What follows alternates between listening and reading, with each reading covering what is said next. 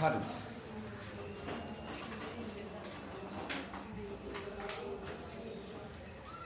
හරි මට කියන්න අපි රසාස්වාදයක් ලියනකොට කොහොමද ලියන්නේ කියලා කියන්න මට.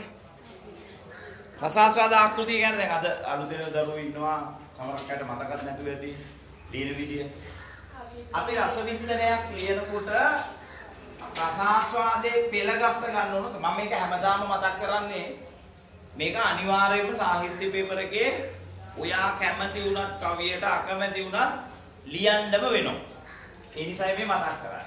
ඉස්සෙල්ලාම අපි කරන්නේ කවිය පිළිබඳ නිර්වචනයක් ලියනවා. අපි කවිය ගැන මොකක් හරි නිර්වචනයක් පුතා ඉස්සෙල්ලාම ලියනවා. ඊළඟට අපි කරන්නේ කවියා කවියේ නම කවි යුගය ගැන අදහසක් ලියන එක. මේ කවියා කවුද? එයා නියෝජනය කරන කවි යුගය මොකද්ද? එයා නියෝජනය කරන කවි යුගයට අදාළව ඒ යුගයේ වස්තු විෂයන්. දැන් අපි කොළඹ කවියේ දෙවෙනි කවි තරංගයේ වස්තු විෂයන් කතා කරන්නේ ඉස්සෙල්ලා. ප්‍රේමය, ස්වභාව සෞන්දර්යය, ගැමි දිව්‍ය, සමාජ සාධාරණය, කතා පුවත් ඔයද මතකද? කතා පුවත් කවියට නැගී. ඕක එහෙන අරමුණාද හිරේ දාලා වගේ පාඩම් කරා නම් මතක දෙන්නේ නැහැ.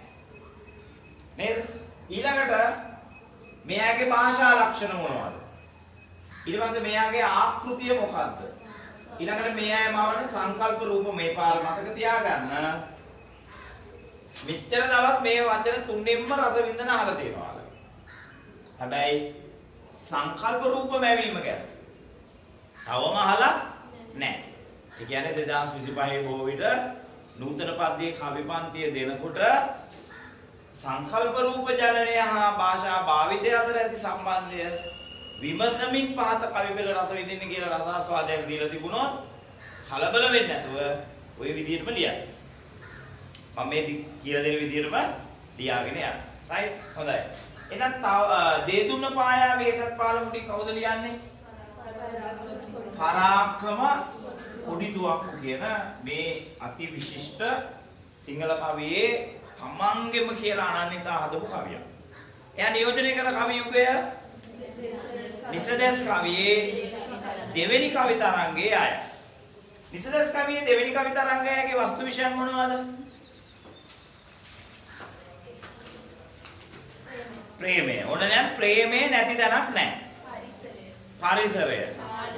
සමාජ සාධාරණ. සංකීර්ණ සමාජ යථාර්ථ නිරූපණය. පාළුව තනිකම කලකිරීම වැනි හැඟීම්. කොහොමද එච්චර මතක තිබ්බේ? අපි දැන් බ්‍රහස්පති නේද? කතා කරා. එතකොට දැන් බලන්න මේවා කොහේ හරි පාඩම් කරලා තිබ්බොත් පත්තු කරගන්න පුළුවන්. එනිසා පාඩම් කරලා තියාගන්න ඕනේ. දැන් පරාක්‍රම කොඩිතුවක්කු මේ ලියන කවියේ නම මොකද්ද? දේදුන්න පායාවි හෙටත් පාලමුඩි. දේදුන්න හෙට පායයිද නැද්ද ෂුවර් නෑ. හැබැයි බලාපොරොත්තුවක් තියෙනවා හෙට කොහොම හරි දේදුන්න පායයි. දේදුන්න කියන එකේ අදහස මොකක්ද? දේදුන්න කියන්නේ කාගේ උපකරණයක්ද? සංස්කෘතික සාහිත්‍යයේ සංකල්පයක් විදිහට ගත්තම දේදුන්න ඇවිල්ලා අනංගයාගේ දුන්න. ඉදුදුණු කියලා යන්න කියනෝනේ. අනංගයාගේ දුන්න තමයිද? අනංගයා කවුද එතකොට? අනංගයා මොන දෙයියද? මොකේ දෙයියද අනංගයා පුතා? ප්‍රේමේ දෙවියෝ. අනංගයා ඇවිල්ලා ප්‍රේමේ දෙවියා. දැන් පරාක්‍රම කොඩිතුවක්කු කියන මේ ලේඛකයා කවිය අපිට කියනවා ප්‍රේමය මිනිහගේ ජීවිතේට කොච්චර බලපෑමක් කරන්න පුළුවන්ද? මම දන්නේ නැහැ මෙතන ඉන්නේ අය ප්‍රේමවන්තයෝද නැද්ද කියලා. ඔයාට ආදරයක් තියෙනවා නම් ප්‍රේමයක් තියෙනවා නම් ඒක ඔයාගේ ජීවිතයේ කියන රවුමේ කොච්චරක් ඒකට ඉඩ තියලා තියෙනවද? ඈ රවුම මේක තමයි සර්. එහෙම වුණොත් මොකද වෙන්නේ? එහෙම වුණොත් මොකද වෙන්නේ? එහෙම වුණොත් දරුවෝ ප්‍රේමයත් එක්ක ජීවිත රවුම සාර්ථක වුණොත් සාර්ථක වෙයි, අසාර්ථක වුණොත් අසාර්ථක වෙයි. පරාක්‍රම කොඩිතුවක්කු කියනවා අපිට එහෙම එපා. ප්‍රේමය මේ රවුම එක තීරුවක් කරගන්න. ඔයාට ප්‍රේමයට අමතරව තව ජීවිතේ වැඩ තියෙනවා කරන්න. ඉගෙන ගන්න තියෙනවා, රස්සා කරන්න තියෙනවා. නේද? ආගමික කටයුතු තියෙනවා, දැන් වෙසක් තියෙනවා. නේද? ආර්ථික ක්‍රියාවලියකට අපි දායක වෙන්න ඕන. නිවැසියන් වෙනුවෙන් කරන්න අපිට යුතුයකම් ටිකක් තියෙනවා. අම්මා තාත්තා වෙනුවෙන් අපිට කරන්න දේවල් ටිකක් තියෙනවා. ඒ නිසා මේ මුළු ජීවිතේම ප්‍රේම රාමුවෙන් පුරව ගත්තම ඉතිරි ඒවා ටික කරන්න කාලයක් නැති වෙනවා. බැරි වෙලාවත් මේ ප්‍රේම ත්‍රිකෝණේ නැති වුණොත් ජීවිතේ නැති වෙන්නේ නැහැ. ජීවිතේ අරගෙන යන දේවල් ටිකක් අපිට ඉතුරු කරගන්නත් ඕන. ඒ නිසා ප්‍රේමය මුළු ජීවිතේම කරගත් ගන්න එපා කියලා නෙවෙයි කියන්නේ. නමුත් එහෙම වුණොත් ප්‍රේමයේ මත ජීවිතයේ සාර්ථක බව රඳා පවතී. ඒ නිසා මේ කවේ වස්තු විශේෂ වෙන්නේ පුතා ප්‍රේමය. හැබැයි ප්‍රේමයේ තියෙනවනේ කෑලි දෙකක්. අපිට ප්‍රේමයේ මුණ ගැහෙන්නත් පුළුවන්. මුණ ගැහිච්ච ප්‍රේමේ නැති වෙන්නත් පුළුවන්. මුණ ගැහුනොත් ඒක සාමභෝගය සාහිත්‍යයට. මුණ ගැහුනොත් මොකද්ද? සාමභෝගය. එකතු වෙන එකට කියන්නේ සාමභෝගය කියලා. වෙන් වුණොත් විප්‍රලම්බනය. ඒ කියන්නේ වෙන්වීම. සාමභෝගයේ ඇතුලේ සතුට සැප ආදී දේවල් ගැන කතා කරනවා. විප්‍රලම්බනයේ ඇතුලේ දුක ගැන කතා කරනවා. එතකොට නිකමට හිතන්න ඔයාලා ගොඩාක් ආදරය කරපු කෙනා සමහරක් විට යාට ඉගෙන ගන්න වියදම් කරේත් ඔයා. එමේ ඉන්නවනේ. එහෙම මන් දැකලා ඉන්න බෝසත් පෙම්වතියෝ ඉන්නේ.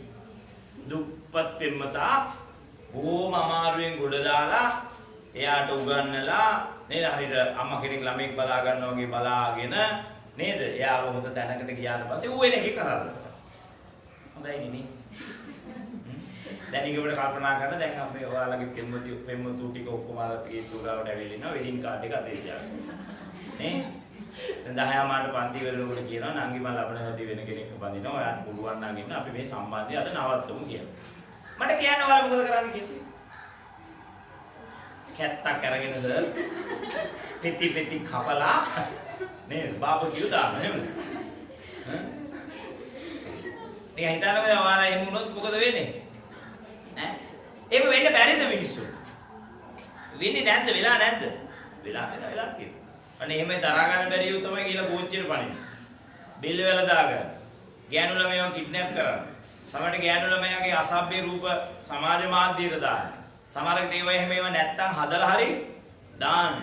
ඒතර ප්‍රේමය දරා ගන්න පුළුවන් වෙන්නත් ඕන. ප්‍රේමේ දරා ගන්න කාරණා දෙකක් තියෙනවා කියනවා. ප්‍රේමේ එකතු වුණාම දරා ගන්න පුළුවන් වෙන්නත් ඕන. සමහරකට එකතු වුණාම දරා ගන්නත් බෑ. කොහෙට යද්ද වෙන යන තමයි බලන්න. ඒක හරියයි. ඒකසේ ප්‍රේමේ නෑ. සමහර ප්‍රේමේ වෙන්නුනාම දරා ගන්න පුළුවන් වෙන්නත් ඕන. ප්‍රේමය හැඟීමක්ද බැඳීමක්ද?